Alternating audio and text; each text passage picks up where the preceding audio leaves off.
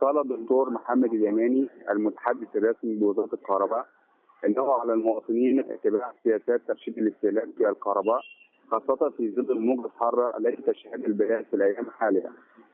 واضاف المتحدث الرسمي بوزارة الكهرباء لفيتو انه يجب تأجيل الاحمال الغير ضرورية لبعض الاجهزة المنزلية التي لا داعي لاستخدامها نهارا الى بعد المغرب وحتى التاسعة والعاشرة او العاشرة مساء.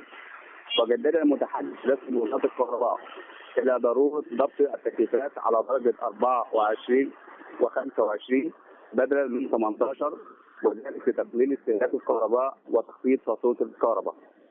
واكد على اهميه استخدام لمبات الليد لانها تعتبر من الاجهزه الكهربائيه الموفره للطاقه وترشد الاستهلاك بدلا من اللمبات المتوهجه والتي تستهلك كثيرا، موضحا ان قطاع البترول ملتزم بتوفير كافه امدادات الوقود لكل محطات الكهرباء لزيادتها على الانتاج، مطالبا المواطنين بالتعاون مع قطاع الكهرباء حمايه للشبكه واستمرار التيار لكافه انحاء الجمهوريه.